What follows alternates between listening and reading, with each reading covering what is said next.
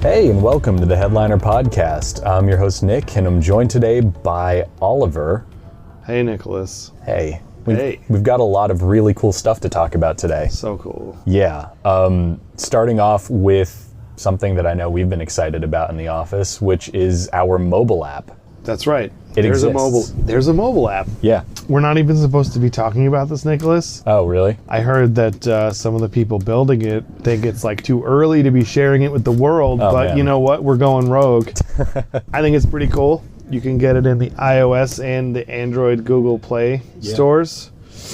And it essentially just allows you to take your videos and easily share them on social media, any video you've created, and you can also create an automated workflow from the mobile app as well.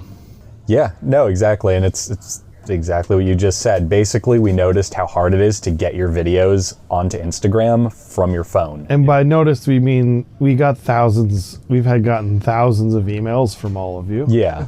And building off of that, I mean, I wouldn't have noticed it without the emails. It was the fact that there were 1,000 that I was like, oh, yeah, this is a problem. At least 1,000. At least, yeah. But yeah, basically, especially if you're on an iPhone, it's a lot easier to post now. You create your videos if you're making them manually on a browser, and then you can pull up your phone, grab your export, and share directly to Twitter, Instagram, Facebook, wherever. Yeah. You know, you get all the likes and favorites and retweets or whatever. That's right. So yeah, go check it out. You can search in the app stores for Headliner Video. And you just look for that little gradient with the H, and that is it. The mobile app everyone's been asking for, it's there. Yeah, exactly. On top of that, you had something really cool that you worked on a few weeks ago that you wanted to talk about, didn't you? Yeah, so at the end of October, as you said a few weeks ago, I published a post on Medium.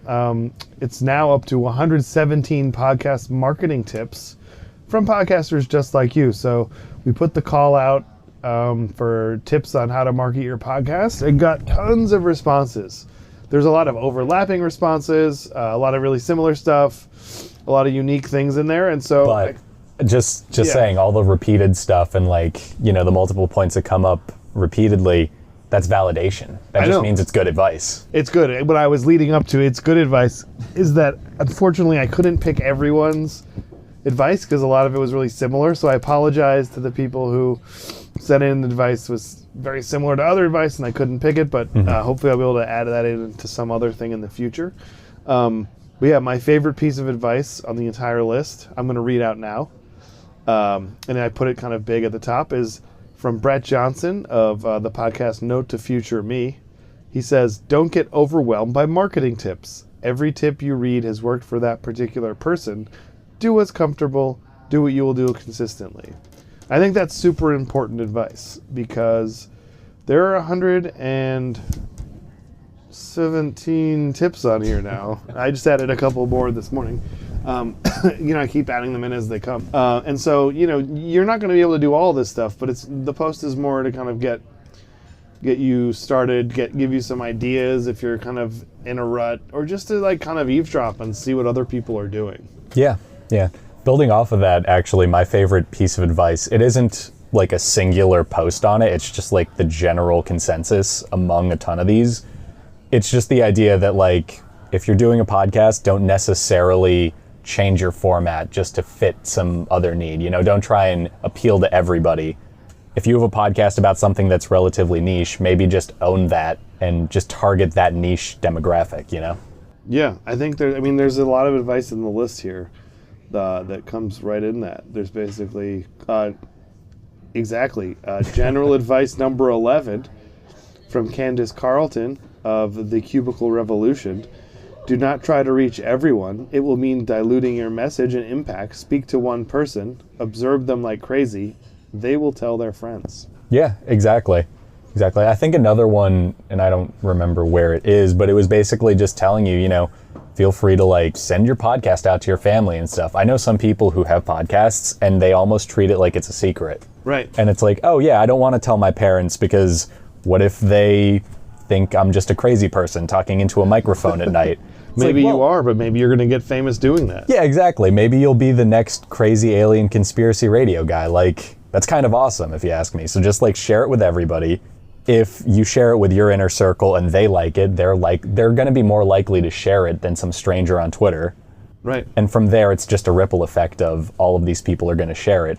Yeah, I mean, it's the same thing with Headliner. The first people trying out Headliner were friends, family, Yeah. people that, some podcasters we knew from just from the world of podcasting, or maybe just from the fact that I live in Brooklyn, surrounded by podcasters. But it's always the friends and family first. Like, that's where it all begins. And I think the quote you might be kind of remembering is number 9 in the general advice column from Brian Lofrumento. There it is. Of the Wantrepreneur to Entrepreneur podcast. And his advice reads, people want to help you. They just need to know how they can help you. Mm-hmm. Most newer podcasters are afraid to tell their friends and family about their podcast, but those are the people who are most willing to help you out. Yeah, exactly. And especially if you're like starting out, there's just this whole idea, and this is number 6 in that general advice column by Ashley Mythen from It Can't Be That Friggin' Hard. Surprisingly, it can be in my experience, but that's just me. Actually, it can't. Yeah. Oh, okay. That's my experience. It can't be that hard, can it? That's usually me with everything. But she wrote in saying just to have fun, make sure you're enjoying what you're doing. And that was kind of going back to what I was saying about, just not changing your format for some greater purpose or anything, just making sure you're putting out something that you're happy with, that you can, get behind. And then people usually pick up on that just subconsciously, you know? You just have to be yourself. I think like I did that video with the eggplant. You remember that's that, right. Nicholas, right? Yeah. You remember having to film me in the bathtub. You'll probably never forget that. I was wearing pants, but like sometimes you just have to do the thing that is you. And I am pretty shy and introverted, but I also like to perform. Yeah. And in my core, I am a used car salesman, and I just had to let it out. And it's like, because it was authentic, it was like, it was fun, and like a lot of people responded very well to it. Exactly, it was fun, it was playful, it definitely stood out. You don't see that many startups deciding to do like a Billy Mays parody. Not really. Yeah, But like that's like where other people have done things that are serious. I'm kind of goofy and weird, so that's just what I wanted to do. Yeah. And my wife is not happy because she was kind of sick of living with that character, but that time is now past, and we all move on. So yeah, exactly. I think definitely like you were saying from Ashley Mythen, have fun. If you enjoy what you do, others will too. Yeah. Just like, misery loves company. You know what? Happiness loves company too. Happiness loves... I always like that quote, misery loves company, but I've always tried to reword it because I just hate the idea of focusing on that. I'm always like, solidarity is nice. Something like that. Yeah, so that's the kind of... Yeah, so we've kind of got through some of the ones in the general category. I think another big theme people wrote in was like, make sure to collaborate, right? Like, yeah. And that means not only collaborating with other podcasters, but also collaborating with local businesses, brands, and other organizations that might help you. Mm-hmm. The first one on that list, actually, from Kara Mayer Robinson of the Really Famous podcast, it just goes as Really Famous, was brand partnerships with an organization that, brand partnership with an organization that has a similar audience. Cross-promote by mentioning them in your podcast intro and ask them to spotlight you in their newsletter. So it's kind of like find an organization that has overlap with your podcast and then see if you can kind of trade ads almost. Like you talk about them and then they'll share you to their newsletter or whatever's appropriate. I think that's pretty smart because especially if your podcast is in a niche, which it probably is, being like kind of in that niche and interacting with the people in that niche, even if they're not podcasters, can be huge for growing your audience and even, leading to sponsorships and all that kind of stuff. Yeah, no, exactly. I actually think I saw something to that effect. I don't remember where. It might have been during Podcast Movement at one of the panels, but it was just the idea that finding people to listen to your podcast, a lot of people struggle to get people listening to podcasts in general. Mm-hmm. And the main problem is that they're going on Twitter and they're like hashtagging podcast and all these generic audio terms. And it's like people clicking on these hashtags usually aren't doing it because they're trying to find something to listen to. They're doing it because they're sharing something that they made. So the whole idea of doing something kind of lateral, working with an audience that you might already have, or just doing a brand partnership, it makes a lot more sense because you're getting people who aren't looking for a podcast. They're just looking for content. You know, I think people kind of overthink it, where it's like, we're not necessarily marketing a podcast. We're doing a show about some niche thing. So let's just find that audience, not just a podcaster. Yeah, and that's true. It's another big kind of stat that came out really recently is that in the U.S. at least, only 1/3 of Americans have listened to a podcast in the past month. That means that 2/3 of Americans haven't, right? So it's like, that doesn't mean they don't want to listen to it. It most likely, I think it means they just haven't found the right thing yet. And I think people, like you're saying, they might not necessarily go out and find it, but if it's put right in front of them, they're going to listen to it and like it and subscribe and become fans of it. So it's definitely good. The brand stuff in the collaboration was big. The other thing was about working with other podcasters, and one of my favorite kind of succinct ones was from Nate Dufort of Unspookable.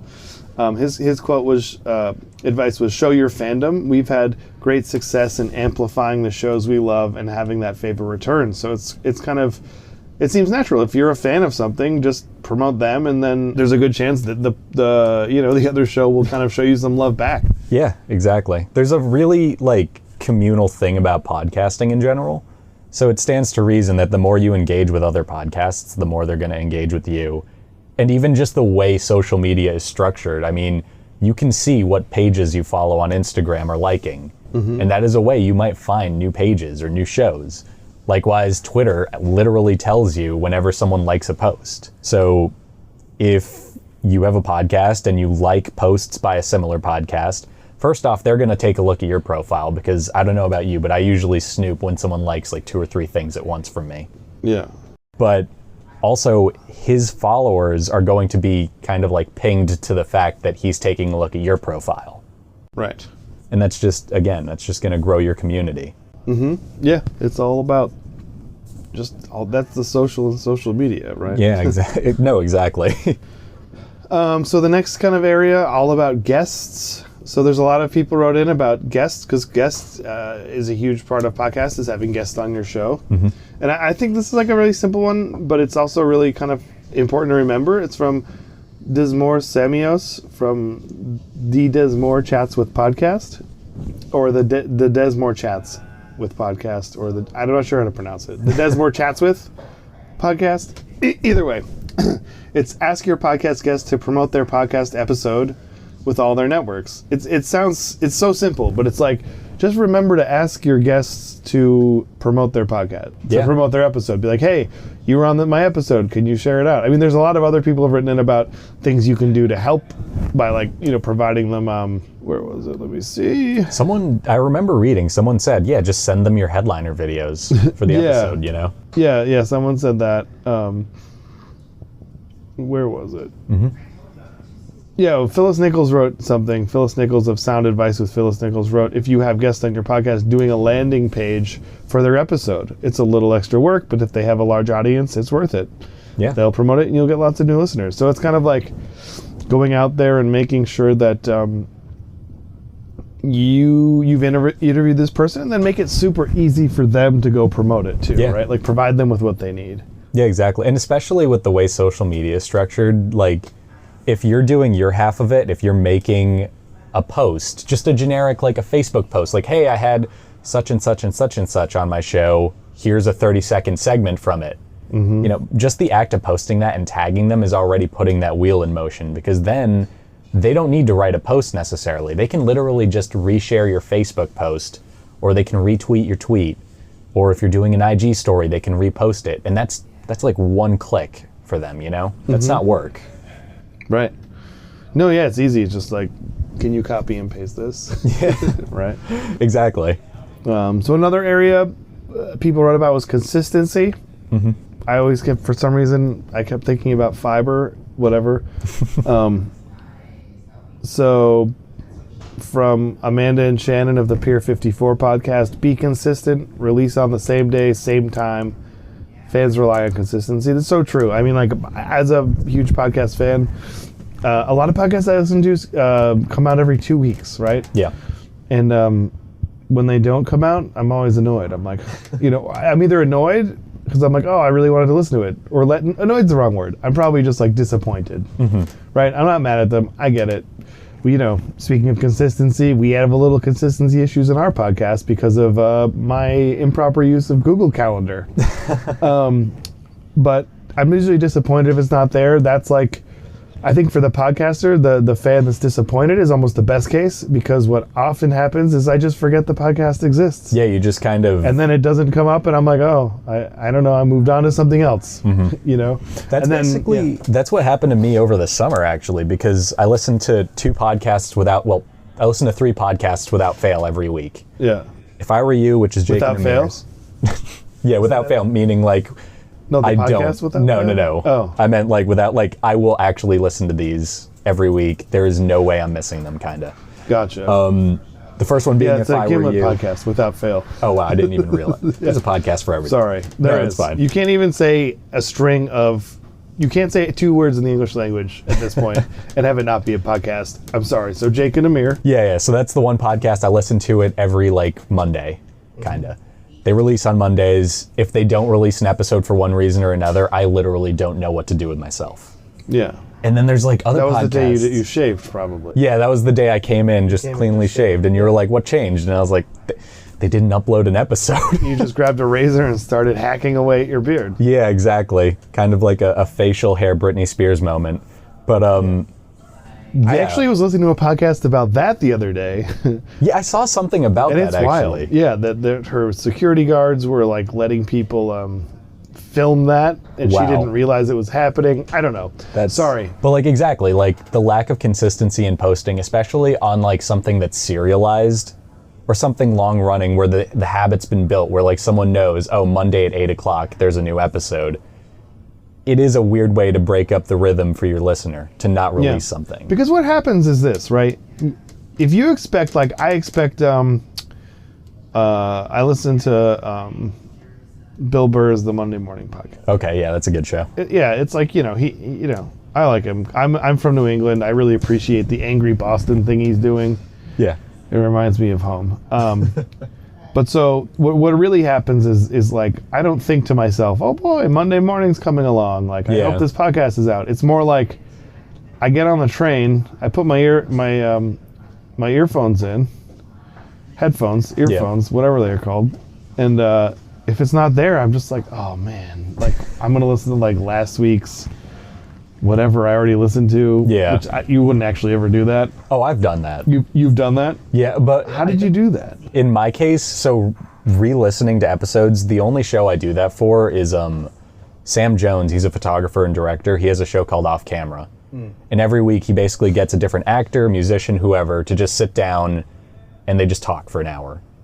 So like it's kind of different because I'm going back, they're like talking about like method acting and like all of these topics, and I'm like, oh, I want to re-listen to this because I didn't fully understand it. Right. Or, whatever. That makes sense. Yeah. If you're trying to like Daniel Day-Lewis yourself. Yeah, exactly. If I'm trying to become Daniel Day-Lewis, there's a good chance I need to listen to his interview 3 times. And then how would you become a method actor? First, you put yourself through a lot of torture. Yeah. Yeah, that usually helps. Second, you consider not doing that several times because I don't think it's actually worth it. No, I mean, like, if you were method acting, how would you method act to become Daniel Day-Lewis? Oh, how would I become Daniel? Because you wouldn't be him in There Will Be Blood or Gangs of New York you'd be or Daniel My Left Day-Lewis. Foot or Last of the Mohicans or what's another great Oh, what's that DDL last one he was movie? in from like 2 years? I don't remember. his last one? Yeah, it was his last Was one. he ever Batman? He should have been. Oh my God, it would have been so good. Yeah. Anyhow, that was a stupid question. I No, it's fine. apologize. But yeah, no. But like stuff like that makes sense. I don't know though. I think it's just the consistency is important. It's also, I mean, this is like just this is like for life. Yeah. It's like, Yeah, that's just good advice. if you're gonna like do something, just do it consistently. Yeah. Like for me, I consistently overeat every day to make sure I keep my weight up so I'm never cold. All right, so next section was not a lot about this, but a good number of people wrote about make sure your design and branding is good. One basic thing from Aaron Verart of Sugarfly, make a good thumbnail that catches people's attention while they browse through podcasts. And I think that's important because it's like when you think about your art, right? For your cover art, it's like people think about where people are going to be consuming them and what they're going to be doing. And it's like if the text is really small, for example, people won't be able to read it. So then what's the point? And it should stand out. It should be something where people look at it and they're like, "Oh, cool." It's just like album covers or something. Yeah, exactly. Which is also like, kind of no longer relevant. I think it's relevant, but that's just me. I know, but you're like a young person that like you have a insane knowledge of 70s, 80s, and 90s pop culture. Yeah, How old are I get you that. again? I'm 24. You know more about when I grew up than I do. I've actually gotten that multiple times, and I just kind of shrug about it. I'm like, yeah, I know. I was probably born with a Billy Joel album in my hands. Like, Yeah, you predate and postdate me. yeah. Yeah. No, but it's so true. Like, especially if you're going through the trouble to make custom artwork for every episode of your podcast, you may as well go the extra mile and really, like, you know, get some great art going for it. And it doesn't have to be completely original every time. Once you find a format that works, changing a few aspects of it every week is minimal work. It keeps you on brand, and it's still going to engage people. Yeah, exactly. I mean, if you're not a good designer, go find someone on like Upwork or Fiverr, or ask your second cousin who took some summer classes in design, whatever. Yeah, exactly. Okay, so another category, kind of similar level of response to the design stuff, is about email. So I think email is one of those things that it's not new, it's not exciting, but it actually works. So I think email is a big thing to use. So one of my favorite quotes was from Tony Lloyd of Social Entrepreneur. Email still rules. It's easy to scroll past a social media post, but email requires action, either deleting or reading. With the right subject line and preview text, people open emails. With the right email with the right email copy, people take action. And I think that's so true. Yeah, I totally see the value in a well-placed email, especially because, first off, again, I'm 24, so like me actually checking my email is a relatively new thing. You know, it happened within the last 5 years of like me actively actually caring about what's emailed to me. Oh, okay. Checking my personal email, I usually am just scrolling through things kind of passively, but if there's something, even though I know it might be an ad or it might be just promoting an episode of something, the right title, the right like preview text, that's going to grab me and that's going to make me actually read the full thing. Right. Even if I know there's a good chance I might not follow through, it could convert me. Right. That's kind of the point I was getting at. Yeah, emails, it's interesting. I mean, email is just insane. Yeah. That it's used so heavily and it's not really, since it's not new, it's not as exciting, but I still think it's worth really figuring out your strategy there. Yeah, it's definitely like an underrated, marketing move in 2019. And so here we're getting into the largest section of feedback and advice we got was around social media. Mm-hmm. So I kind of split these up into general social advice and specific per platform. So it's like if it's specific to Facebook or YouTube, Instagram, whatever people are kind of talking about, I'd put that in one category and the other is just general. I think for the purpose of this discussion, we should just stick to the general advice, because otherwise it just is too much. Let me see. Oh, here's a pretty good one. This is from Aiden, I'm going to butcher your last name, Vulacolo. Stories Behind the Grind is his podcast, and he basically says to repurpose your content by creating templates for Instagram, YouTube, and Facebook. When you release a new episode, instead of posting on one platform, you'll have multiple to post on. Great advice. That kind of goes back to what I was saying about getting like your custom artwork templatized if you can. Mm-hmm. It minimizes the amount of work you're doing. It makes it a really easy habit to keep up on. And then you're getting content out that looks good. Mm-hmm. Kind of like a perfect win. There's also, I noticed a lot of people, I mean, granted, this is people that for the most part are using Headliner. So a lot of people said make Headliner videos, make audiograms, make like video trailers, all this stuff. But one thing, there was a lot of people saying go broad, like make sure you're on all the platforms. And then other people saying, it's two ends of the spectrum. Caleb King from People in Tech saying master one social media platform and publish high quality content. And I think that kind of jibes with, I think from my perspective, I think it makes sense to start out with one platform, get good at it, get comfortable with it, and then move on to another one. And then get comfortable with that, and then you have multiple ones going. Another advice, though, when you're starting out, which I think is interesting, is from Terry Yuan of the Engendered podcast, is launch audiograms on different platforms simultaneously to test platform reach and effectiveness. So, when you're even the process of picking a platform, like say you want to do Twitter, say you're comfortable with Twitter because it's like what from like you did Twitter, you just think it's a fun platform. That's going to be good for you to start out with in some ways, but you might be missing out other platforms that could actually perform better for your audience, right? Yeah. I know a lot of people get great response right now from LinkedIn and Pinterest for promoting their podcasts, which are two kind of areas that I don't think have traditionally been thought about as the place to start. But it's definitely worth trying out different ones and testing and seeing what results you get. Yeah, no, that makes a lot of sense, especially like with LinkedIn, because it is almost, on paper, it sounds almost unconventional depending on your show format. But the fact that it's somewhat unconventional means there's probably less competition there. Yeah, totally. So another area that was a lot was about doing stuff in the real world, right? Like doing stuff. A lot of what we talk about is always in today's world is all about like, what are we doing online? What are we doing with social media, right? Yeah. But this is like real world. One of my favorite ones in the whole list, and maybe it's because I live near a farmer's market that's every Saturday, was from Rachel Wilkinson of Lifemancy. She says, attend farmers markets and other local vendor events. Find collaborative opportunities. You promote their wares while they introduce their customer to your show, i.e. cards on table, promoting you on their mailing list, etc. I think this is such a good idea.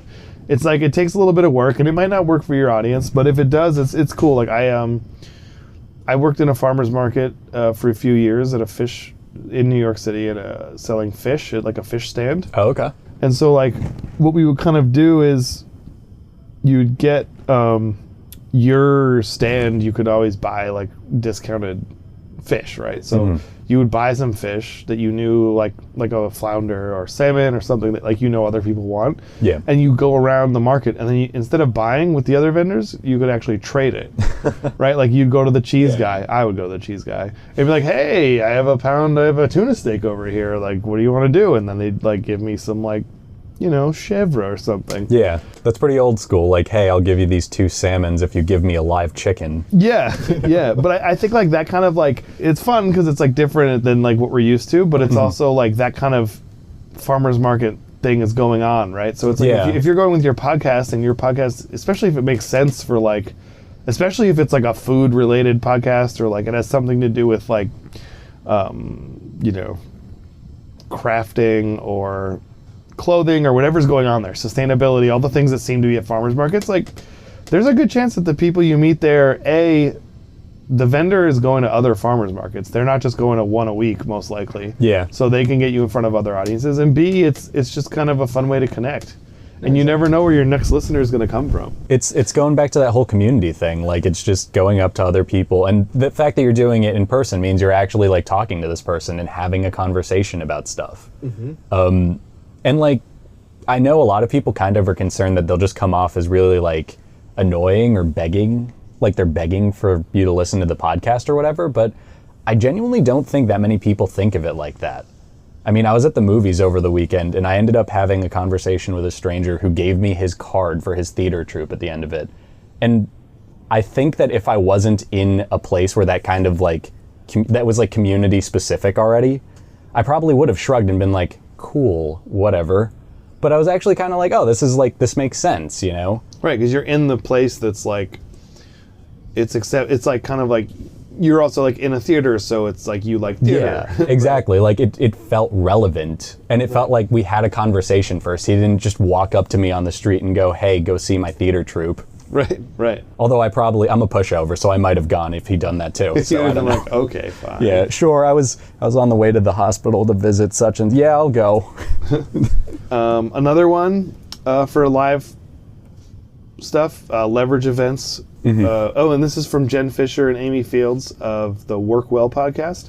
Leverage events. Whether you're attending a conference or hosting an event, use the opportunity to record podcasts on site with interesting attendees or event speakers. This is such a good idea, and it's something that, I mean, we've gone to a bunch of podcast conferences, and whenever we go, there's people doing just this. They're setting up their mobile kind of podcast, like what we're doing right now with a field recorder and 2 lav mics. They're doing stuff like that. Exactly. Setting up at a table and just recording people the whole weekend, and it's a great way to get out there, be seen, and get great content. So I think that's a huge idea. Another thing, Joni Deutsch from Amplifier says, my word of wisdom, it's word of mouth. It's one of the best ways to encourage podcast listenership. Encourage your listeners to recommend the podcast to their friends and family. I think this is huge. Like, word of mouth is actually still the number one way that people report having discovered podcasts. There's all kind of different takes of this, but it's definitely one of the largest ways that people find podcasts. I was having a lunch with a friend yesterday, and he recommended an awesome podcast that I had kind of heard of, but I'd heard of it, but I just hadn't checked it out. But it's the Broken Record podcast with Malcolm Gladwell and Rick Rubin. Oh, okay. And he was like, I was like, I hadn't checked it out because there's just like, by the time I learned about it, there was like a lot of episodes, and he's like, check out the Wildflowers one, the Tom Petty one. And I was like, oh, that's cool. So I listened to that, and I was like, this is great. And so now I recommended it to someone else I know who likes Tom Petty. You also just brought it up to me, and I'm a Tom Petty fan, so I know what I'm listening to. I learned that Wildflowers was actually supposed to be a double album. Okay. And there's a whole other half of it that never got released. That's insane. It's just sitting there somewhere. It's just somewhere at like the Warner Brothers vault. Yeah, basically, yeah. So it's like, but that's the kind of stuff that's interesting, because then, sorry, where I was going back to is just ask your listeners to, like, people might not think, oh, I should share this with someone. Yeah. But if you just like remind them. It doesn't cross their mind. Yeah. Even if it's like, I do think it's like, if you say, hey, just, if you can listen, you could recommend us to your friends that might like it, that's great. Like, people will actually do it, because then when they see that friend, there'll be this little, like, breadcrumb in their brain that might trigger that says, like, oh, when the host told me to recommend this podcast to a friend, I thought of Jamie, and here's Jamie, so let me recommend this to Jamie. Like, otherwise they might not make all those connections, because people are busy, they're distracted, they have cell phones. No, that's a really good point. And yeah, the whole word of mouth thing, it's just personal, Like, yeah, I can watch an Instagram clip from a podcast and I might check it out, but if someone actively tells me to, and I respect that person and their opinion, I'm way more likely to actually check the show out at that point. Or if they say something insightful, I think a lot of people forget that podcasts are information-based. So if you find something out on a podcast and you share it in your day-to-day life, there's a good chance that you're going to follow up with, oh yeah, I found that out on Song Exploder or something, So yeah, word of mouth, that's kind of classic. Yeah, oh yeah, that's classic. And so next section, people said it was all about kind of interacting with your audience. And so I thought this one was kind of funny. It's from Mike Thomas of Inopsis. Know your audience. Like any hunter, know where they drink and feed, know their habits, what they are attracted to, what do they worry about, age, location, gender. Whether or not you really want to know where they drink and feed, probably not. But if you do think about it in terms of I really want to know this audience, who are they, what are they doing, what are they like? And once you know that, I think it'll help you a lot in terms of what you create and how you reach them. Yeah. Another one from actually the person that helped inspire this post, Jan Ilunga of the Podcaster Lab. When it comes to marketing your podcast, you should focus on 2 targets, your current listeners and potential listeners, meaning those that may know little or nothing about your podcast. I think that's super important to remember that, yes, people subscribe to your podcast. They have all the context of who you are. They've listened to 20 episodes. But you have to always remember that since those 2/3 of, in the US at least, and 2/3 of people haven't listened to a podcast in the past month, there's a good chance that someone brand new is going to come across this episode. And in that moment, you kind of have to hook them too. So you have to make sure that they kind of know what you're all about, and that this is a podcast for them. Yeah, no, exactly. I couldn't agree more. The next section was kind of about things to do, make, or try. So One was I thought was a pretty good one from Suchandrika Chakrabarti of Freelance Pod. Enter Podcast Awards. Even if you're not nominated, the judges will now be aware of your work and have listened to some, and they tend to be influential people. So, like, enter awards even if you think you won't win, right? Yeah. Because you'll just be in front of the right people. Another one, Sean Tabbitt of the Sean Tabbitt Show. Do more video. I find the bulk of my new listeners, subscribers, find me via my solo and interview videos. I think that's huge. Obviously, we're here helping people make video. But it really is true that, like, the world is very visual in terms of the internet. Yeah. So you have to be visual to be found. No, exactly. And that kind of goes back to just like the reason Headliner's even a thing. Like, podcasting is audio. You can't really share audio on social. Right. But you can share video. So you may as well turn your audio into video, or if you have native video, you may as well throw some captions on that or something. I don't know. Mm-hmm. A few people wrote in about public relations. So Jesse from Castworks Industries Podcast Network wrote, feature a press kit on your website showing best clips, audience FAQs, contact info, guest list, etc. I think that's good. If you're writing about a subject that make it easy for a journalist to contact you and figure out what you're about. You might be surprised at what happens and where you get written up. Some people wrote in about, a number of people wrote in about search engine optimization. So one good piece of advice here, I mean, there's a bunch of, it's all good advice, but I like this one. In particular, Robin Good of DeBranda Friend is title your podcast posts as if they were articles or videos that need to rank inside Google. That's a whole nother search engine. Rank inside Google search results. Avoid journalistic and ironic titles in favor of those that synthesize in a few words the specific topic you are covering in your episode. Yeah. And then he writes, benefit, just like SEO, be increasingly found inside Google search engine page results as Google itself has upped its antennas for scouting new podcasts, suggesting them in the results and offering even a playback platform. Yeah, exactly. And then building off of that, Lance Wantanar from Thinking Like a Genius, he basically says, if you can't transcribe your episodes due to cost, make sure you have a clear summary of your episode. This does two things. Allows for better SEO, makes your content searchable across Google and other search engines, and when your content is consistent with your topic, it increases page rank relevance distributed across social media. Building off of that, I think what's really good about having a really thorough show notes for your episode is you could put in supplementary information, which one, gives a lot of context to your viewers. You know, if they don't fully know the topic you're talking about, you can give them the crash course on that. Two, that's SEO right there. You're not just putting keywords in, you're actually just giving information off. Yeah, that's very good. Yeah. What other ones do you see in there, Nicholas? In the next section. Do you want to take on the next section? Well, I think, isn't SEO the last one? Oh, it is. It is. Want more? Oh man, I was just warming up, yeah. Did we miss one? We missed one. Did we? I think go back to the things to do, make, or try. Mm-hmm. There are some other interesting things in there about like giveaways or... Now, let's see. Things to do, make, or try. Oh, here's a good one. It is incredibly beneficial to include a picture of your guest in your audiograms and other social posts. We found that people seem more inclined to interact with the post if they can put a face to the voice. It's by Elijah Longwell from the Tuesday Night Podcast. It's night with a K in it. Yeah, I mean, that just makes a lot of sense. And I actually think I said this on an earlier episode of the podcast where just as people, we're kind of programmed to look at other faces and automatically relate to them. So if we're making posts and we have pictures of our guests, not only are we just marketing the fact that this person they've never seen before is on the show and they should check it out because that person's awesome, they also are just more drawn to the podcast in general because they're seeing a human face. Right. You know, and this is something that's backed up by like decades of psychological research. Yeah. The human face. The human face. Humans are actually very good at distinguishing different faces. It's one of our superpowers that we don't even realize. Yeah, exactly. It's kind of like that's just kind of what makes us very unique anthropologically. Like we do see faces and we recognize minute expressions in them.